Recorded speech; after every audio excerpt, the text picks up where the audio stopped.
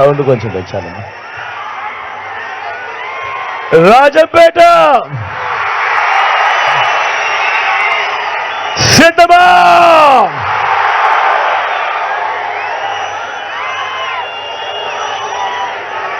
చిక్కటి చిరునవ్వుల మధ్య ఇంతటి ఆప్యాయతలు, ఇంతటి ప్రేమానురాగాలు, ఇంతటి ఆత్మీయతలు పంచిపెడతా ఉన్నా నా ప్రతి అక్కకు, నా ప్రతి చెల్లెమ్మకు, నా ప్రతి అవ్వకు, నా ప్రతి తాతకు, నా ప్రతి సోదరుడికి, నా ప్రతి స్నేహితుడికి, మీ అందరి ఆప్యాయతలకు ముందుగా మీ బిడ్డ మీ జగన్ రెండు చేతులు జోడించి పేరు పేరున హృదయపూర్వకంగా కృతజ్ఞత తెలుపుకుంటా ఉన్నాడు.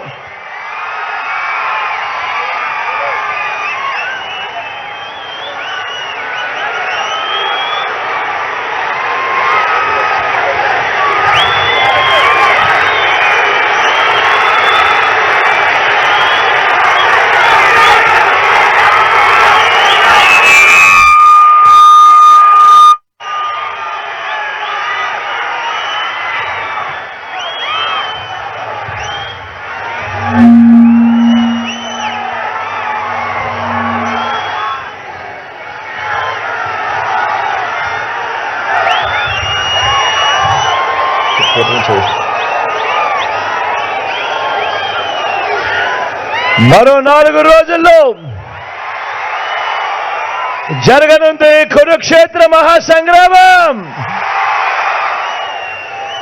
జరగబోయే ఈ ఎన్నికలు కేవలం ఎమ్మెల్యేలను ఎంపీలను ఎన్నుకునేందుకు జరుగుతా ఉన్న ఎన్నికలు కానే కావు.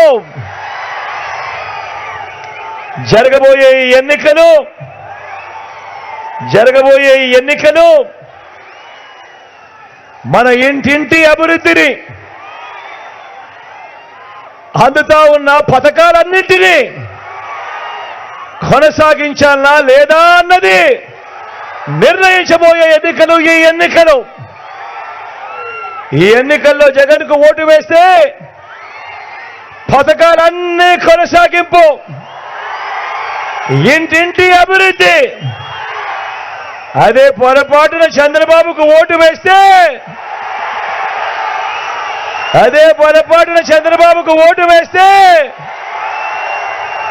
పథకాలన్నీ ముగింపు, మళ్ళీ మోసపోవటమే. చంద్రబాబును నమ్మటము అనంటే కొండ చిలువ నోట్లో తలకాయ పెట్టడమే అన్నది ప్రతి ఒక్కరిని కూడా గుర్తుంచుకోమని కోరుతా ఉన్నా. ఇదే తన గత చరిత్ర చెప్పిన సత్యం. ఇదే సాధ్యం కాని హామీలతో తానిచ్చిన మేనిఫెస్టోకు ఇదే అర్థం. ఈ విషయాలు ప్రతి ఒక్కరిని కూడా గుర్తుపెట్టుకోవాల్సిందిగా కూడా మీ అందరితో కూడా సవినయంగా కోరుతా ఉన్నా. మొన్న ఈ మధ్యనే చంద్రబాబు ప్రధానమంత్రిని, దేశ హోంమంత్రి గారిని ఏపీలో వీళ్ళందరితో కూడా ఉమ్మడి సభలు పెట్టిస్తా ఉన్నాడు. ఈ ఉమ్మడి సభలు పెడుతూ చంద్రబాబు నాయుడు, ప్రధానమంత్రి అమిత్ షాను, చంద్రబాబు నాయుడు వీళ్ళందరితో కూడా ఉమ్మడి సభలు పెట్టిస్తా ఉన్నప్పుడు ప్రజలంతా కూడా ఏం ఆశించారు వీళ్ళ దగ్గర నుంచి? ప్రధానమంత్రి వస్తా ఉన్నాడు, అమిత్ షా పడతా ఉన్నాడు, చంద్రబాబు నాయుడు పక్కన కూర్చోబెట్టుకొని వీళ్ళందరితో సభలు పెట్టిస్తా ఉన్నారు కదా. మరి వీరందరి దగ్గర నుంచి ప్రజలందరూ ఏం ఆశించారు? ప్రజలందరూ కూడా 10 ఏళ్ల క్రితమే మనకు రావాల్సిన ప్రత్యేక హోదా కనీసం ఇప్పటికైనా కూడా వీళ్ళు ఇస్తారేమో, ఈ మాట వాళ్ళ నోట్లో నుంచి వస్తుందేమో అని ప్రజలందరూ ఎంతో ఆశగా ఎదురు చూశారు. కానీ ఈ ప్రకటన చేస్తారేమో అని చెప్పి ఎదురు చూసిన ప్రజలు నిరాశ మిగిలింది. ప్రజలకు, రాష్ట్ర ప్రజలకు కావాల్సిన ఒక్క మాట కూడా మాట్లాడకుండా చంద్రబాబు నాయుడికి ఏం కావాలి, దత్తపుత్రుడికి ఏం కావాలి, వదినమ్మకి ఏం కావాలి, దుష్ట చతుష్టయానికి ఏం కావాలి అని వీళ్లకు సంబంధించిన మాటలు మాత్రమే మాట్లాడి మన మీద 4 రాళ్లు వేసి మొన్నటిదాకా ఇదే చంద్రబాబును అదే మోడీ గారు ఇంతటి అవినీతిపరుడు దేశ చరిత్రలో ఎవడు ఉండడు అని చెప్పిన అదే నోటితోనే ఇదే చంద్రబాబును పొగిడి వాళ్ళ కూటమిలో చేరినందుకు పొగిడి వెళ్ళిపోయాడు ఇదే మోడీ గారు.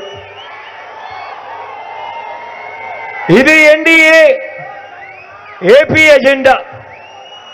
దీనివల్ల రాష్ట్రంలో మన రైతులకు కానీ, రాష్ట్రంలో మన అక్క చెల్లెమ్మలకు కానీ, రాష్ట్రంలో మన అవ్వాతాతలకు కానీ, రాష్ట్రంలో మన పిల్లలకు కానీ, మన సామాజిక వర్గానికి కానీ, ఏ ఒక్క సామాజిక వర్గానికి కానీ, ఏ ఒక్కరికి అయినా కూడా ఏమి లాభం జరిగింది అని ఈ సందర్భంగా నేను మిమ్మల్ని అందరి సమక్షంలో అడుగుతా ఉన్నా.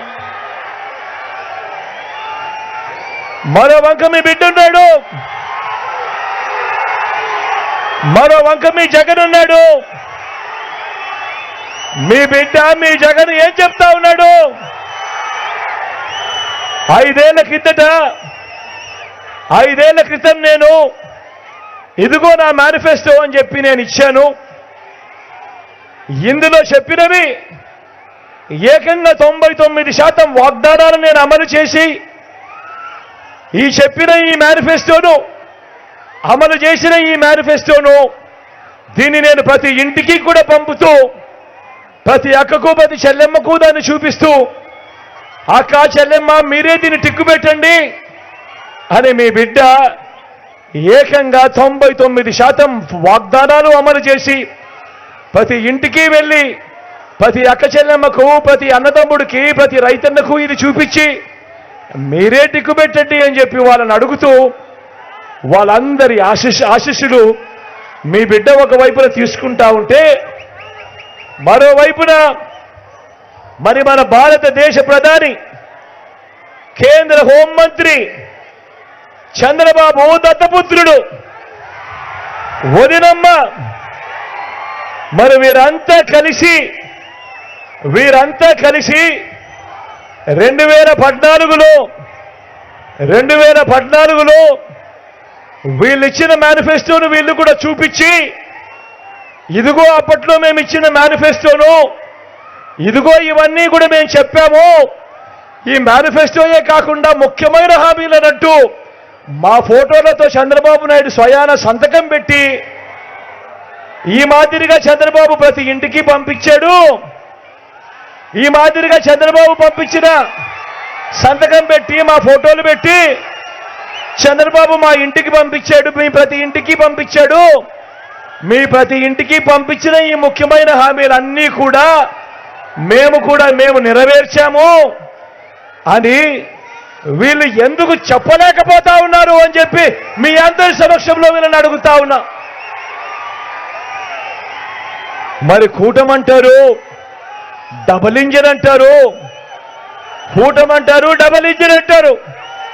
మరి 2014లో ఇదే ముగ్గురు కలిసి చంద్రబాబు సంతకం పెట్టి ఇంటింటికి పంపించిన పాంఫ్లెట్, ఇంటింటికి పంపించిన వాళ్ళ మేనిఫెస్టోలోని ముఖ్యమైన అంశాలకు వాళ్ళు దానినే చేయకపోతే, అందులో చెప్పిన ఏ ఒక్కదాన్ని చేయకపోతే ఇక వీళ్ళు డబుల్ ఇంజను అని చెప్పి ఎందుకంటా ఉన్నారు అని చెప్పి ఇదే సందర్భంలో మీ అందరి సమక్షంలో అడుగుతా ఉన్నా.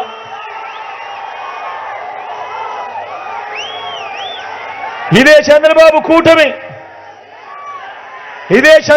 కూటమి ఒక పెత్తందారుల కూటమి. ఇదే చంద్రబాబు కూటమి ఒక పెత్తందారుల కూటమి. మొన్న ఈ మధ్య కాలంలోనే అమిత్ షా వచ్చాడు.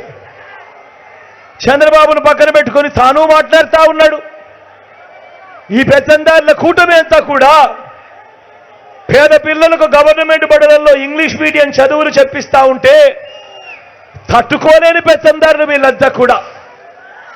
పేద పిల్లలకు గవర్నమెంట్ బడులలో ఇంగ్లీష్ మీడియం చెప్పిస్తా ఉంటే ఈ పెత్తందారుల కూటమి వ్యతిరేకిస్తా ఉన్న పెత్తందారుల కూటమి వీడు.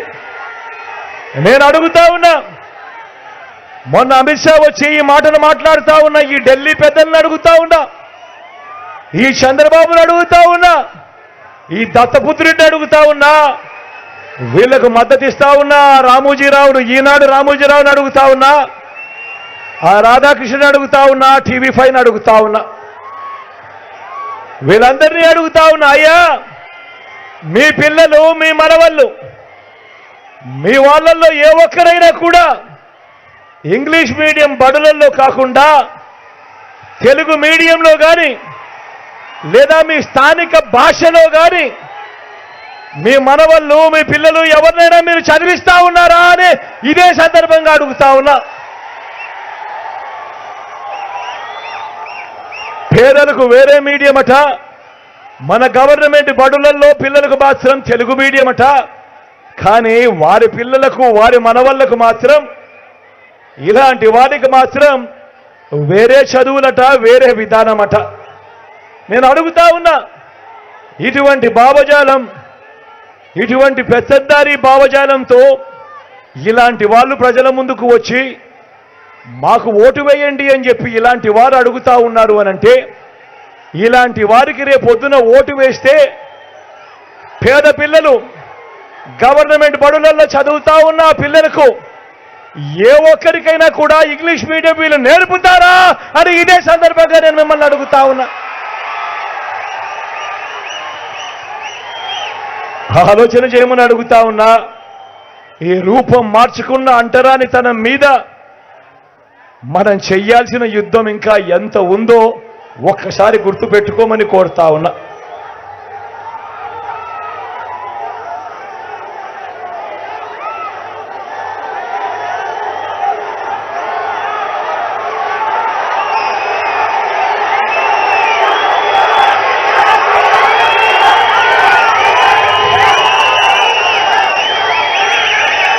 ఒకవైపున ఆలోచన చేయమని అడుగుతా ఉన్నా. మరి ఈ 59 ఏళ్ల మీ బిడ్డ పాలన చూశారు, 59 నెలలుగా మీ బిడ్డ పాలన మీరు చూశారు.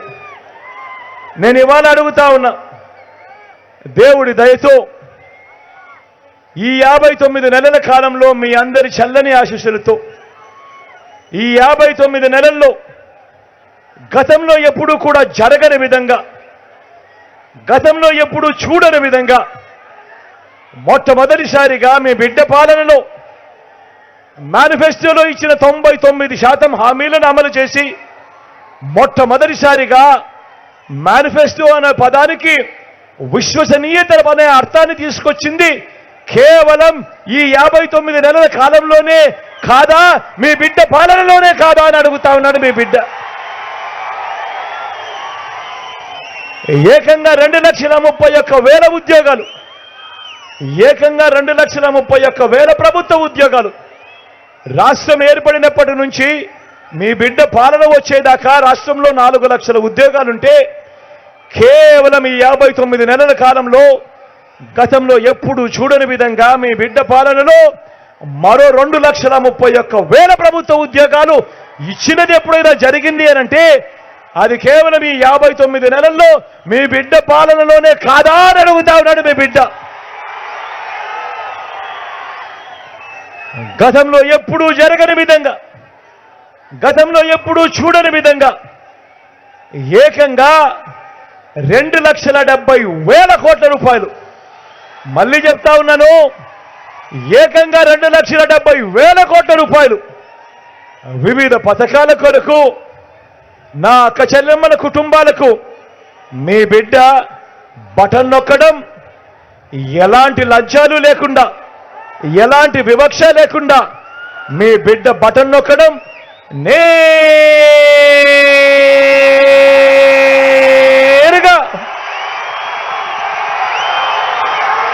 నా